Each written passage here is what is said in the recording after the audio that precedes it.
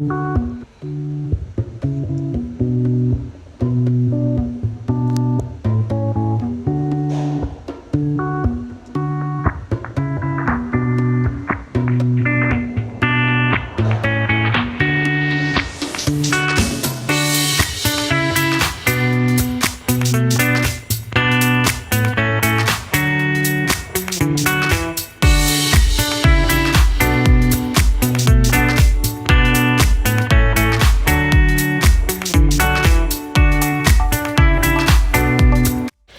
are the things you would require: your fabric, your measurement book, your calculator, your ruler, your curved ruler, your scissors, your chalk, your bias tape, your elastic, and your hemming gum. The hemming gum is optional but very important as well. The next step is to show you how my fabric is folded and what measurements I used in cutting out this piece of fabric you see on the table. This fabric is on fold, as you can see. Can you see? And this is the one we'll be using to cut our back bodies. Okay, so this fabric is on fold, and I'm going to show you how I got to cut out this piece of fabric. To get the width of this fabric, I divided my bust by 4 and added 1.5 inch allowance. My bust is 39, divided by 4 is 9.75, then plus 1.5 inch allowance gives 11.25. I just rounded that up to 11.5, and that is what I cut out as the width. The length of this fabric represents the length of the top, and that depends on where you want your top to stop. For me, I want my top to stop at 18 inches plus 1 inch allowance, which implies 19 inches. And to that 19 inches, I'm going to add 0.5 inch for shoulder allowance, because I'll be adding allowance to my shoulder, which will give me 19.5, and that's exactly what I have on this fabric. I'm measuring from that edge because I'm going to cut off that part, that white part, because I don't want it to appear on whatever I am going to be doing. So we have 19.5 as the length of the fabric that I have on the table. So guys, we're about to start drafting. Here is where the center front is. This part I'm holding is where I'm going to place my center front. That is the folded edge. Okay, so we're going to start drafting now. The first thing we are going to mark is to mark 1/2 inch at that shoulder area, which we'll use as our allowance when we are done drafting. So I'm going to go ahead now and mark 1/2 inch on the shoulder and connect that to form a straight line.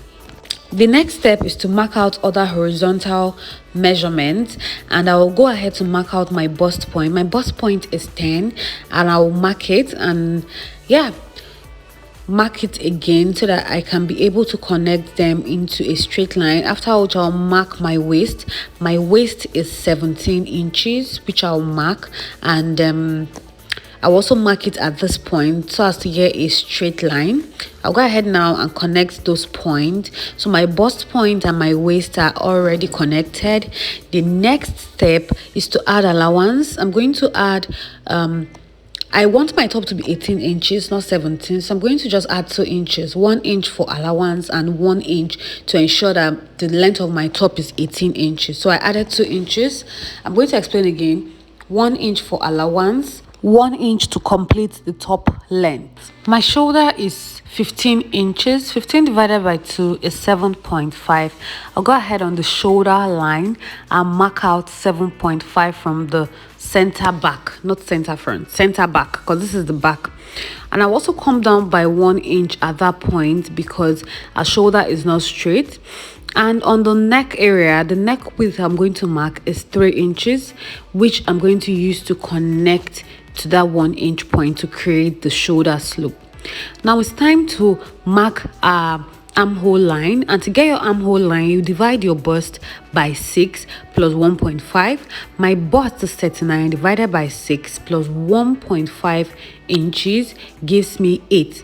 So from that shoulder slope, I'll go ahead and mark 8 inches. Okay, but before I do that, I'll measure what I have on the shoulder, which is 7.5 inches, and I would mark the same thing on that armhole line like you see me doing. So I'll go ahead and connect that to form a straight line, after which I will also elongate that armhole line, yeah, the same way you see me doing.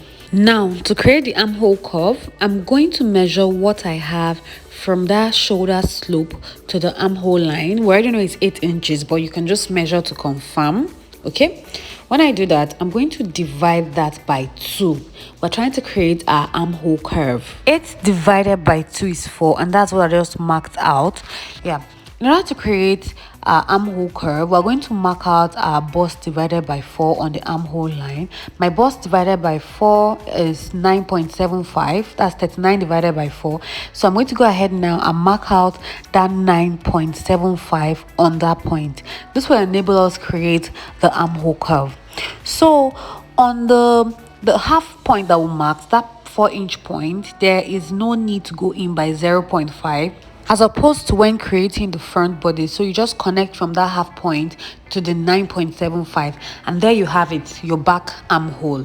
Okay, so guys, it's time to work on our neck depth and neck width. The neck width we are working with is 6 inches, and that is what I'm going to be marking right now. I just marked 6 inches. That is the neck width.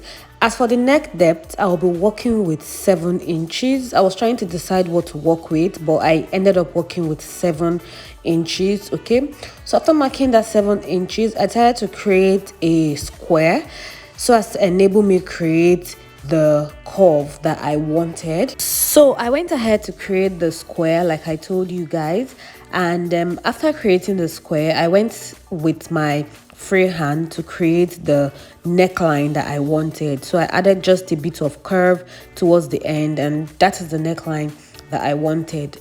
To make it easier, I came out by 1 inch from the edge, just 1 inch from that edge, and just connect it like you see me doing. So that's basically it for this part. Okay, now let's move on to the next step. The next step is to input my waist measurement divided by 4. My waist is 30 divided by 4 is 7.5. And that is what I went ahead to mark, 7.5. And I marked it on the allowance line as well. I connected that to form a straight line, after which I, connected that to the bust line. Okay, so that's exactly what you see me doing now. I connected that to the armhole line, not the bust line, armhole line. Then I went ahead to add the allowance, added 1.5 inch seam allowance. At the waist, I added 1.5 inch as well. And I connected that as well like I did before.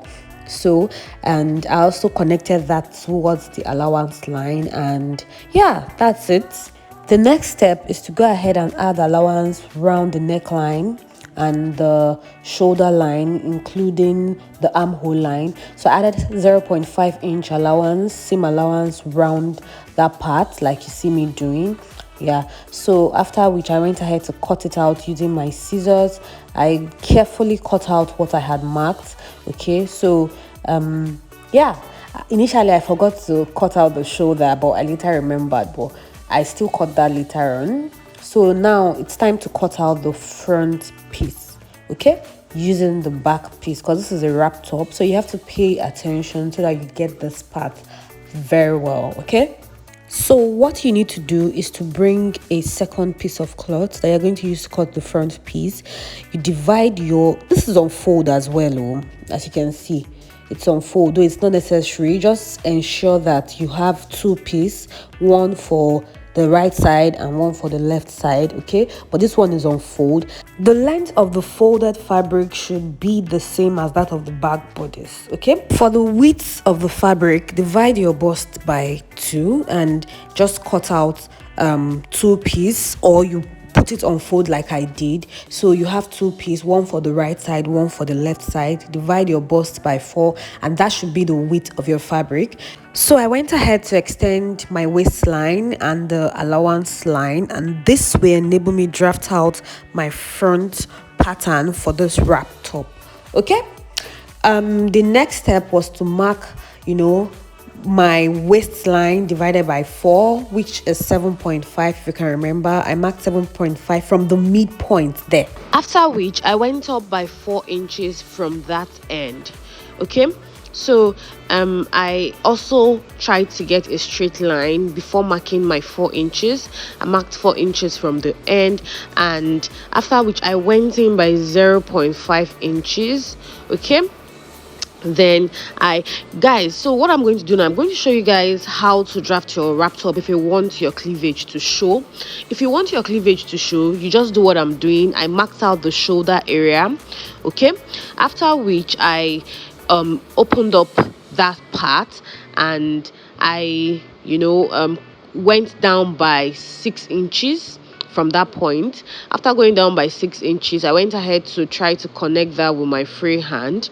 Guys, if you draft your wrap top like this, best believe your cleavage will be showing, will be out in the open. So here is how I would have drafted my wrap top if I wanted my cleavage to show. You can just alter this anyhow you want the shape of that your wrap top to look like. Since I wanted my cleavage to show just a little bit, I still altered this pattern. But let's just continue.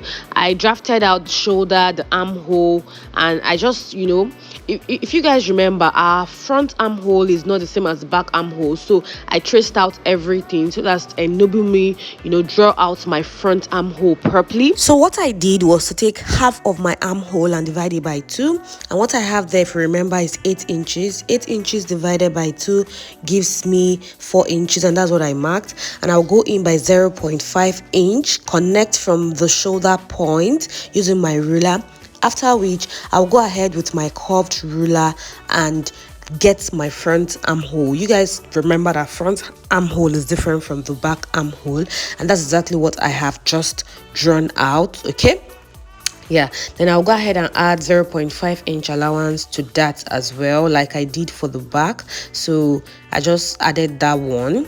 Okay, don't let this confuse you. The other armhole you are seeing, the other line after the allowance line, is the back armhole that I traced out. So don't let that line confuse you at all. So guys, it's time for me to work on the neckline that I wanted. So I went ahead to cut off the front armhole. Okay, after which I went ahead to also cut out the shoulder area. Then I told you guys I don't want my cleavage to show too much, so from the midpoint, from that midpoint, I went down by 7 inches. Okay, after marking that 7-inch point, I then went ahead to connect from the shoulder to the edge of the wrap top. Okay, so that's exactly what I did to ensure that my cleavage does not show. Okay, even if it's going to show, it's going to be very, very minimal. But the previous one would have made my cleavage to show, and I would be wearing a tube inside the wrap top. Okay, so I went ahead to connect that, but I tried to make it a slight curve because our body is not straight. That's why I'm using my curved ruler. You try as much as possible to just make it a slight curve so that it sits on your body perfectly and it doesn't gape. Okay, so just try your possible best to get a slight curve at that point. After that, I went ahead to trim out what I had cut. Okay, as you see me doing, just do the same thing I'm doing. I went ahead to trim it out, and yeah guys, I trimmed out the side seam and the down part, and guys, here's what I have. Our wrap top is basically ready. As you can see, our wrap top is basically ready. So guys, the next thing is to cut the interfacing I'll use to turn the front neckline and the back neckline. So I brought out fabric and I put it on fold. I placed one of the front parts on top of it and I traced it out. I traced out the shoulder area and the neckline. After tracing it out, I went ahead to determine the width of my interfacing. I would like my interfacing to be about 2 inches wide. So after tracing this, I went ahead to mark 2 inches. Okay, after marking the 2 inches, like you see me doing, I marked the 2 inches because that is the width of the interfacing that I wanted. After doing that, I went ahead to cut it out, using the front piece as a guide, although I had already marked it, but I still needed it as a guide. Okay, then here is the back piece. I went ahead to also cut out what I needed. Okay, then I placed it on fold and I cut out the neckline. At the same time, I also went ahead to mark out 2 inches round because I wanted the width to be 2 inches. Okay, but whilst cutting, I also added 0.5 inch allowance so that to enable me use it to fold the edge of that interfacing, because I don't have a weaving machine. So I cut out, I didn't cut exactly on it, I cut out by adding 0.5 inch allowance. I did the same thing for the front part, just that I didn't show it. This will enable me fold the edge before using my hemming gum to hold it. Now over to the sleeve. Here is a piece of fabric that I have, and it measures 58 inches in width, okay, and 34 inches in length. The length of this fabric is 35 inches, but 58 inches in width. So guys, here's how I'm going to fold it. As you can see, I folded the two ends together. Can you see? Because we are cutting the two sleeves together, the left and the right hand. After folding the two together using the width, I went ahead again to fold again, as you can see me. So guys, that implies that we're cutting the two sleeves together. So we have the sleeve folded into, two. We first folded the two ends, then we folded the remaining two ends. And here is what we have for our sleeve. It is important to note that it is the width I used in folding this sleeve into two. Okay?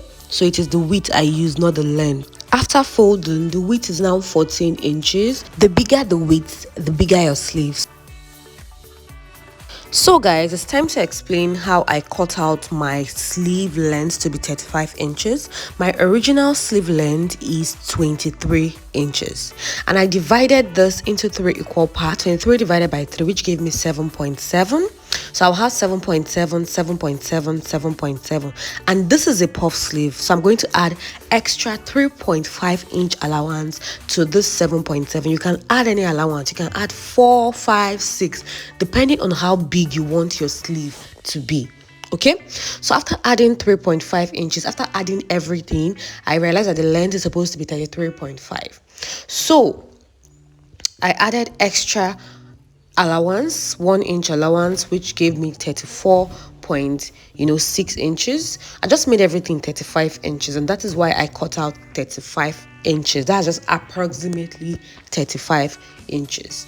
So guys, I'm not going to be dividing this into 3 equal parts. You can divide yours into 3 equal parts, but there's a type of sleeve I would like to achieve. So starting from the edge of the hand, I marked 5 inches. I wanted that part to be 5 inches long, including the allowance. So if I take in 1 inch allowance, it will be left with 4 inches, but I marked 5 inch at that point. But after folding the allowance of the edge of the sleeve, it's going to fall back into 4 inches. After marking the end of the sleeve, I went ahead to start from the top of the sleeve to continue with my division. This is the last division I'll be doing. Like I told you, you can decide to divide yours equally. Okay, so for me, I'm going to go ahead now and mark out 14.5 inches from the top of the sleeve. Okay, so I went ahead to mark 14.5 inches and I made that into a straight line. Like I said earlier, you could mark yours equally.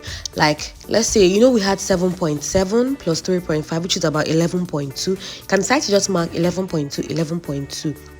That means your stuff will be divided into, your sleeve will be divided into 3 parts. But for this video, that is not what I'll be doing. I divided mine unevenly. Okay, so after marking the 14.5, now it's time to cut our sleeve proper. Hence, I'll be calculating the cap height. The cap height is calculated by dividing the bust by 10 plus 1.2 inches. My bust is 39 inches, divided by 10 is 3.9 plus 1.2 inches will be equal to 5.1 inches, and that is what I went ahead to mark on the fabric. I went ahead to mark the 5.1 inch, after which I connected that to form a straight line. After that, I'm going to connect a straight line from the edge to the part that has the fold. Okay, so after connecting that, I'll go ahead to come out by the edge like the folded edge by 0.8 inches. I'll come out by 0.8 inches. Then I'll divide this line into 3 equal parts. I'll take my measuring tape and I'll measure the line to find out what I have there. And I had 15 inches. 15 divided by 3 is 5. So I'll go ahead and mark 5 inches, 5 inches, 5 inches. Okay, so that's divided into 3 equal parts. Then the last part, I'll divide that into 2 equal parts, which is 2.5 inches. Okay, then I'll mark that 0.8 inches very well so that you guys can see it better. The one I marked earlier before the division. Then from this first point, I'll come out by 0.8 inches as well. After coming out by that 0.8 inches, I'm going to go with my curved ruler and connect from the first 0.8 inches to the second 0.8 inches. After which, I would connect to the middle one using my curved ruler as well. Still using my curved ruler, I mean. After connecting to that point, at the middle, I will go in by 0.2 inches.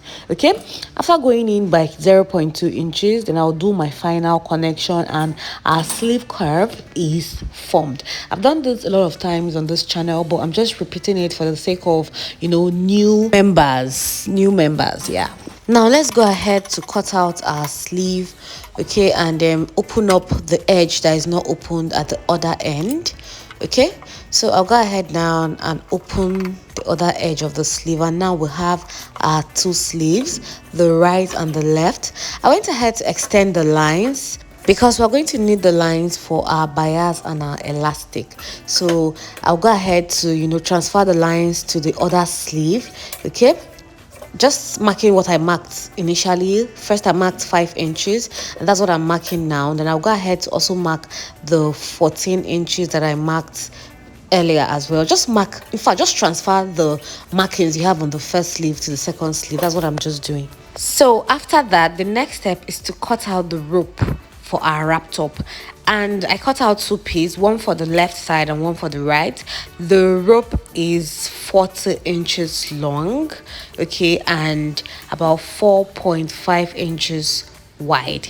Yeah, 40 inches long and 4.5 inches wide. I really wanted the rope to be very long so that it goes around me very, very well. So yeah, we've already, and we're going to fold it this way and, you know, stitch it using about 0.25 inch allowance to stitch it so that we get to have 2 inches width of rope, if that makes any sense. Here is everything we've cut so far: the rope, the front and back bodies, and the sleeve. In my next video, I'm going to show you how I was able to join all those pieces together to achieve this. Guys, don't forget to hit the like button, subscribe, leave me comments. I would love to read from you, and I'll see you in my next video, guys. Bye.